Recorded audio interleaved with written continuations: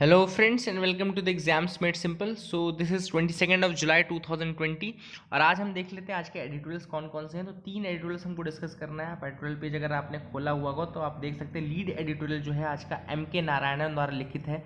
M.K. Narayanan ने ये article लिखा, ये है the main planks in a counter China policy. Counter China policy में क्या क्या इंपॉर्टेंट चीज़ें इंडिया को ध्यान में रखने के लिए है। आपके लिए मैं एक क्वेश्चन भी लाया हूँ मेंस के लिए, जो कि आप इसमें लिखने की कोशिश करिएगा। What should be India's response to growing aggressiveness of China and how can India tackle the Indo-China dispute at border? Okay, तो किस तरीके से what are the points that India should keep in mind while countering China? What are the points which should be kept by which should be kept in mind by India while handling China's aggressiveness at the border and at the South China Sea? तो क्या China को counter करने के लिए India को अपने mind में रखना जरूरी है, ठीक है ना।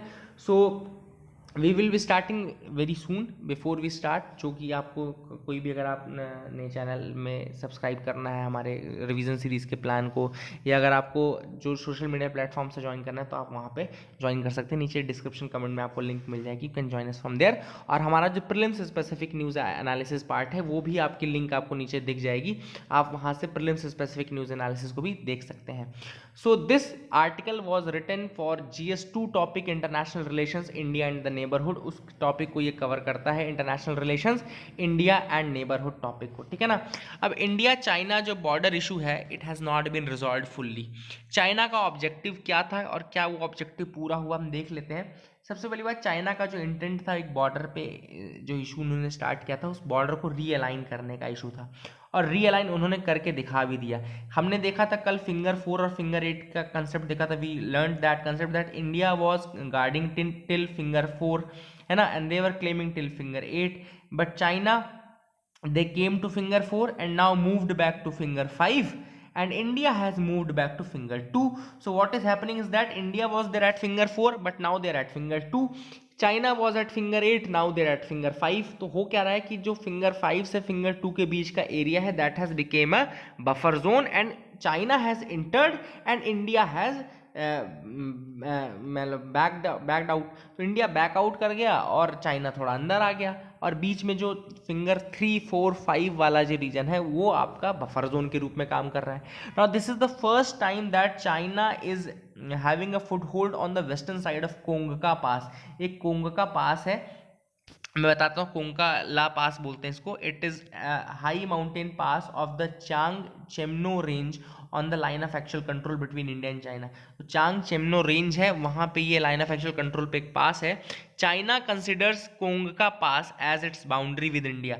चाइना जो है वो कोंगका पास को ही अपनी बाउंड्री इंडिया के साथ मानता है, वेरएज इंडिया जो है वो लानक पास को, लानक पास जो कि फर्दर ईस्ट है, ईस्टर्न साइड पे है और ज़्यादा। जैसे कि अगर ये कोंका पास है तो लनक पास इधर है, ठीक है ना, लनक पास इधर है। तो चाइना बोलता है ये बाउंड्री है और इंडिया बोलता है ये बाउंड्री है, मतलब इंडिया एक्स्ट्रा इतना मांगता है पर चाइना इतना एक्स्ट्रा मांगता है। तो ये पहली बार होगा जब वेस्टर्न साइड जो होगा कोंका पास का वो भी कवर कर लेगा चाइना। तो that is the important thing. Now China is behaving very irresponsibly in Asia. Author का कहना है कि चाइना जो है वो बहुत इररेस्पॉन्सिबली बिहेव कर रहा है। Instead of reinforcing the economic relationships, उसको चाहिए यह था कि एशिया में इकोनॉमिक रिलेशनशिप्स को रीइंफोर्स करे। क्यों? क्योंकि ऐसा कहा जाता था कि जो 21st सेंचुरी होगी वो एशियन एज होगी। अब एशियन एज तो तब होगी ना जब एशिया रहेगा, बट चाइना चाहता है कि पूरे एशिया को केवल वही रिप्रेजेंट करे, पूरे एशिया की आइडेंटिटी बन के रहे। तो उसने इकोनॉमिक रिलेशनशिप को स्ट्रांग नहीं होने दिए हैं इस रीजन में। रादर देन वो चाहता है कि एशिया सिर्फ चाइना के नाम से ही जाना जाए, चाइना की इमेज से ही जाना जाए ना। ऑथर ने यहाँ पे 7 से 8 एडवाइस दिए हैं फॉर इंडिया कि how should they manage the crisis और how should they manage the और how should they tackle the Chinese insurgency. तो अब चाइनीज को अगर हैंडल करना तो ये 8 पॉइंट्स अगर आपने याद रख लिए और आप इसको आंसर राइटिंग में अगर यूज कर लिए तो आपका बहुत ज्यादा भला होने वाला है। So let's see that one by one. सबसे पहली बात तो इंडिया को ये समझना चाहिए that China will never prepare itself for a military conflict with India. Over the territory. ये हमको एक चीज याद रखनी है। We should keep in mind the western propaganda. Author ने यहाँ पे एक टर्म यूज किया है वेस्टर्न प्रोपेगेंडा, कि वेस्टर्न कंट्रीज हमको उकसाएंगी जरूर कि चाइना अटैक करने वाला, चाइना ऐसा कर देगा वैसा, बट चाइना ऐसा कुछ भी नहीं करेगा। And we have to keep it in mind, China knows that they can not win a military skirmishes with India, plus उनके पास विजन 25 है, विजन 2035 है, तो ये दोनों स्टैंडर्ड चाइनीज विजन है जिसको कि वो जियोपार्डाइज नहीं कर सकते because of a military conflict. So this is the first thing that we should keep in mind. Second thing is that we should definitely maintain a strong military, but more important is that how should that military be used. Not just maintaining power is important, but how to use that power is also equally important. तो हमको ये तो करना है कि we should make a strong military, but at the same time we should also know how to use that military. Third है, India may well find non-military tools not only more cost effective but also less risky. अब author ने तीसरा suggestion दिया है कि India should use non military tools as well, और वो non military tools कौन से हैं? डिप्लोमेसी का। The diplomacy is one of the non military tools which is not only cost effective but also less risky. अब diplomatic tool में भी diplomatic offensive बोला जाता है उसको, डिप्लोमेटिक ऑफेंसिव। डिप्लोमेटिक ऑफेंसिव में क्या होता है कि we need to convince the international opinion against China and pro India. हमको इंटरनेशनल जो आउटसेट है, इंटरनेशनल जो माइंडसेट है, उसको अपने फेवर में करना पड़ेगा और चाइना के अगेंस्ट करना पड़ेगा। This is known as diplomatic offensive strategy. So याद रखिएगा, this is another term which is important जो कि आप यूज कर सकते हैं आंसर राइटिंग में। Diplomatic offensive strategy, diplomatic offensive मतलब डिप्लोमेसी में आप ऑफेंसिव रहेंगे। देन एक और पॉइंट ऑथर ने बोला है कि we have to cultivate foreign leaders with a view to draw attention to China's aggressiveness and your peacefulness. India को चाहिए कि वो वर्ल्ड के जो इंपॉर्टेंट लीडर्स हैं उनमें कल्टीवेट करे ये फीलिंग कि चाइना एग्रेसिव हो रहा है और इंडिया जो है वो पीसफुल मीन्स की तरफ जा रहा है। इसके लिए NAM can be very valuable here. Author ने सिक्स्थ पॉइंट दिया है, India should make greater use of technology to send across its message and ideas to peoples and countries. India को साइंस एंड टेक्नोलॉजी का use करना चाहिए और एक peaceful message पूरे वर्ल्ड को भेजना चाहिए, जहां पे चाइना एग्रेसिव पॉलिसीज और टैक्टिक्स अपना रहा है, हम पीस को अपना करके काफी कुछ उनका नुकसान कर सकते हैं। ऑथर ने सेवेंथ पॉइंट दिया है, India true strength over and above all this is in unity in diversity. हमको यूनाइटेड रहना है एट एनी कॉस्ट। अगर हम बिफरने लगे, अगर हम बिखर गए, इस तरीके से अलग हो गए, तो वो हमारे लिए बहुत बेकार होगा and that will be like a medicine to China. But अगर हम यूनाइटेड रहे और हम नहीं टूटे, so that can be best antidote to China's attempt to humble India. तो अगर इंडिया को वो तोड़ना चाहते हैं तो हमको टूटना नहीं है, हमको यूनाइटेड रहना है, unity in diversity. Then we should also be in a position to propagate Himalayan Buddhism. हमको हिमालयन बुद्धिज्म को प्रोपगेट करना है which China is subverting. China उसको सबवर्ट करना चाहता है, but now we need to promote the Himalayan Buddhism idea, और तब जाकर कहीं पे भी हम चाइना को एक अच्छा प्रॉपर जवाब दे सकते हैं। So this was article 1। I hope you got clarity, समझ में अच्छे से आया होगा। आर्टिकल 2 की तरफ आते हैं, the covid physical response and India standing. तो देखो, कोविड-19 जो हेल्थ वाला टॉपिक है वो तो GS2 का टॉपिक है, GS2 का टॉपिक है, और जो ये फिजिकल रिस्पॉन्स है, फिजिकल जो पॉलिसीज है, फिजिकल रिस्पॉन्स होता है, वो GS3 इकोनॉमी का टॉपिक होता है, ठीक है ना। तो ये हम जानते हैं। Now this article author says that the relief measures do not seem to commensurate with the economic disruptions caused by the lockdown. India ने जो रिलीफ मेजर्स लिए हैं वो उसको मैच नहीं करते हैं जो इकोनॉमिक डिसरप्शन हुआ है लॉकडाउन के कारण। आत्मनिर्भर भारत के पैकेज तक के पहले तो और बुरी कंडीशन थी, बहुत ज़्यादा बड़ा गैप आ गया था, but after the Aatmanirbhar Bharat package some gap was narrowed down, gap थोड़ा कम हुआ था। उसमें भी डिमांड साइड पे दो एक बहुत अच्छे इंटरवेंशन हुए, जैसे कि आत्मनिर्भर भारत पैकेज में हमने 40,000 करोड़ मनरेगा के लिए निकाले, MGNREGS के लिए निकाले। दूसरा हमने 50,000 करोड़ रुपए निकाले गरीब कल्याण रोजगार अभियान के तहत, okay, which will be consolidated project of 12 ministries and department. तो गरीब कल्याण रोजगार अभियान के लिए जो 50,000 करोड़ अनाउंस किए गए और मनरेगा के लिए जो 40,000 करोड़ अनाउंस किए गए थे, वो they were some of the good methods from the demand side. Now smaller countries ज़्यादा अच्छा रिस्पॉन्स कर रही हैं, ऐसा ऑथर का कहना है। Author says that India became lenient in covid restrictions. हमने कोविड-19 में थोड़ा लीनियंसी रख ली। As a result, the extent of relief measures do not seem to commensurate with the economic disruption। तो इकोनॉमिक डिसरप्शन तो हो ही रहा है। दूसरी चीज जो लॉकडाउन में हमने सीवियरिटी की थी पहले, उस कारण से काफ़ी ज़्यादा इकोनॉमिक डिसरप्शंस हुए, और अब हमने कोविड-19 के रिस्ट्रिक्शंस में लीनियंसी लगा दी, तो उससे कोविड के केसेस भी बढ़ने लगे अगर हमने देखा हो तो। वहीं पे वियतनाम, इंडोनेशिया, पाकिस्तान, इजिप्ट, ये दीज आर कंट्रीज जहाँ पे लेस स्ट्रिंजेंट मेजर्स थे then those of India, and इन्होंने काफ़ी ज़्यादा स्टेप्स भी उठाए हैं, ज़्यादा इन्होंने पैसा खर्च किया as a share of GDP.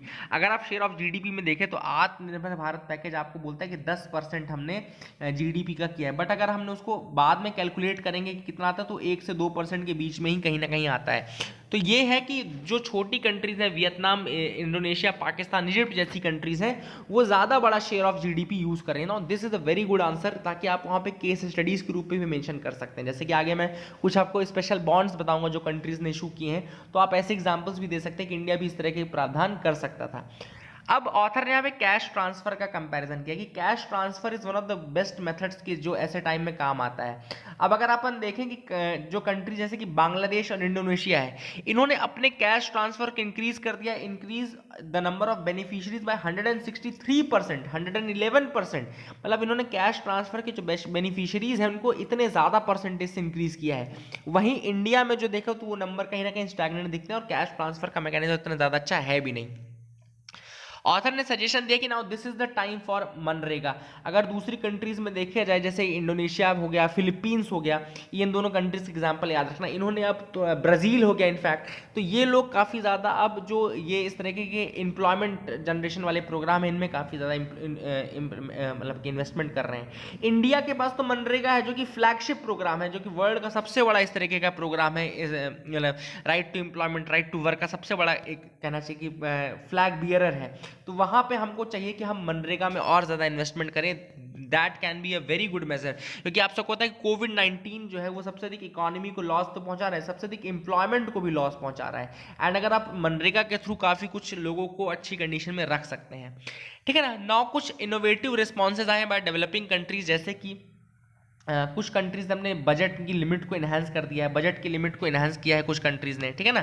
Then उसमें से ही एक एग्जांपल है इंडोनेशिया का, जिसने कि पैंडेमिक बॉन्ड इशू किए हैं। They have issued pandemic bond, जिनको कि परचेज करना, सेल करने से गवर्नमेंट जो है वो पैसा मार्केट से रेज कर रही है by using the money from the primary market and secondary market also. तो purchase of public and private bonds in the secondary market, ये भी काम किया जा रहा है। तो they are monetising the deficit by these methods, these innovative methods of pandemic bond and all. मतलब वो कोविड-19 का पैंडेमिक बॉन्ड ही बना दिया कि आप ये बॉन्ड लो, उनको पैसा दो, कुछ सालों बाद वो इतने इंटरेस्ट रेट पे, इतने पैसे पे वो पैसा आपको चुका दिया जाएगा। इंडिया लेकिन अभी तक डिसाइड नहीं कर पा रहा है कि उसको एफआरबीएम में एस्केप क्लॉज का यूज कितना करना है। एस्केप क्लॉज क्या है? एफआरबीएम एक्ट बोलता है कि आपका जो फिस्कल डेफिसिट है वो 3% होना चाहिए जीडीपी का, और उसमें 0.5% का एस्केप क्लॉज आता है कि 0.5% ऊपर नीचे आप कर सकते हो जब भी कोई इस तरह से इमरजेंसी कंडीशन आएगी तो। बट अभी इंडिया में ये बहुत बड़ी कंडीशन है, और अब बहुत सारे स्टेट्स ऑलरेडी उसको ओवरशूट कर चुके हैं 3% के जो टारगेट, स्पेशली जो केरला वाला एग्जाम्पल है।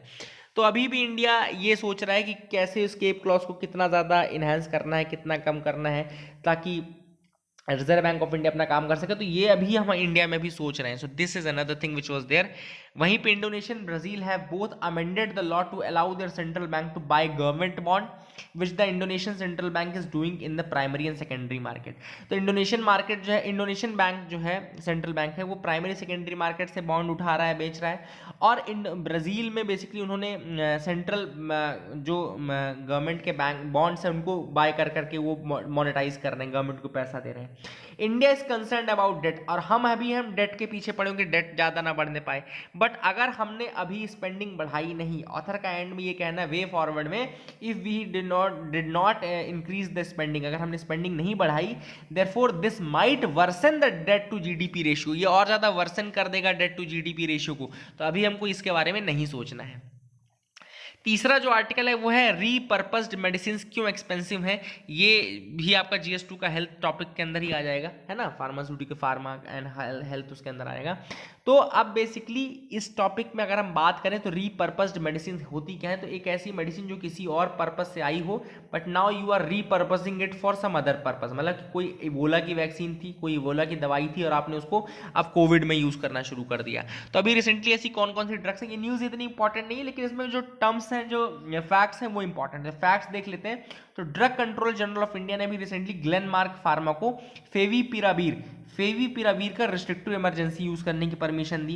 देन उन्होंने हेट्रो और सिप्ला को permission the for the manufacturing and market injectable formulation of remdesivir के लिए उन्होंने हेट्रो एंड सिप्ला को दिया। देन बायोकॉन लिमिटेड को उन्होंने इटोलिजुमैब जो कि सोरियासिस की दवाई है उसको दिया। रेमडेसिविर की बात करें तो एक एंटीवायरल दवाई है जो कि ओरिजिनली डेवलप की थी जिलियड ने की थी to treat Ebola virus infection. Favipiravir अगर देखें तो जेनरिक वर्जन है एंटी इन्फ्लुएंजा मेडिसिन जो कि टोयामा केमिकल जापान बनाता है। तो फेविपिरावीर क्या है, it's the generic version of anti influenza medicine developed by Toyama Chemicals in Japan. Remdesivir is antiviral originally developed by Gilead to treat Ebola virus infection. ठीक है ना, याद रखिएगा। Now how these medicine treat, ये medicine किस तरीके से treat करती हैं। So these medicine inhibit the viral RNA dependent RNA polymerase. Okay, ये क्या करते हैं, इनहिबिट करते हैं, रोकते हैं वायरल आरएनए को। Okay, viral RNA dependent RNA polymerase को स्टॉप कर देते हैं। अगर ये स्टॉप कर देंगे they will retard the viral replication in host. तो इससे क्या होता है कि वायरल का जो रेप्लिकेशन होता है, वायरस का रेप्लिकेशन होता है वो रुक जाता है। वहीं इटोलिजुमैब क्या करता है, जो साइटोकाइन रिस्पॉन्स है उसको स्लो करता है। क्या होता है कि इसमें जब सीवियर एक्यूट रिस्पायरेटरी डिस्ट्रेस एक कंडीशन आती है, severe acute respiratory distress condition आती है, इसमें क्या होता है साइटोकाइन रिस्पॉन्स आता है, बहुत ज़्यादा साइटोकाइन रिलीज होने लगते हैं और कई लोगों की डेथ उस साइटोकाइन रिलीज से, साइटोकाइन फ्लडिंग से हुई है। तो इटोलिजुमैब उस साइटोकाइन रिस्पॉन्स को कम करता है। ना ऑथर ने कहा है कि सबसे बड़ी जो प्रॉब्लम है इन ड्रग्स के साथ वो अफोर्डेबिलिटी की प्रॉब्लम है। क्यों, क्योंकि ये बंद तो नहीं है लेकिन इसमें बहुत ज़्यादा पैसा डिमांड कर रही हैं ऐसी दवाइयाँ जब बन जाती हैं, तो क्योंकि उनको भी प्रॉफिट चाहिए, उनमें जो इन्वेस्टमेंट किया उसको फुलफिल करना पड़ेगा। अब ऑथर ने बोला कि इंडिया में सफिशिएंट मेथड्स हैं कि ये दवाइयाँ महंगी ना हो। कैसे, इंडिया में अभी भी सेक्शन 92 का यूज़ करके हम कंपलसरी लाइसेंसिंग का यूज़ कर सकते हैं। इंडिया के पेटेंट एक्ट के थ्रू कंपलसरी लाइसेंसिंग का मतलब कि जो भी ड्रग बनेगी हम उसका जेनरिक वर्जन बना सकते हैं, क्योंकि अभी इमरजेंसी कंडीशन है। तो ऑथर ने कहा कि अगर हम चाहें तो हमारे पास स्पेसिफिक मेजर्स हैं जिनके थ्रू हम प्राइजेस को बढ़ने नहीं देंगे। ऑथर ने लास्ट में एक चीज़ बहुत अच्छी बोली है, बेसिकली ये कि जो ये प्राइजेस हैं इनको जो भी लॉस है वो बियर करना पड़ेगा गवर्नमेंट को प्लस फार्मा कंपनीज को। ओके, तो ये इन दोनों को ये सोचना चाहिए कि इनकी रिस्पॉन्सिबिलिटी है, शेयर्ड रिस्पॉन्सिबिलिटी है इसको लॉसेस को बियर करने की उनकी। ठीक है ना, तो that is it for the day friends. I hope you like our editorial segment also and ये 3 एडिटोरियल्स हमने आपके साथ डिस्कस किया। I hope you got clarity, काफ़ी ज़्यादा डिटेल में थे। आंसर्स आप लिखने की कोशिश करना। Till then have a nice night, good day, जो भी आपको लगे जब भी आप देख रहे हो। गुड मॉर्निंग, गुड नाइट, जो भी अच्छा है। So that is it for the day. Thank you, have a nice day.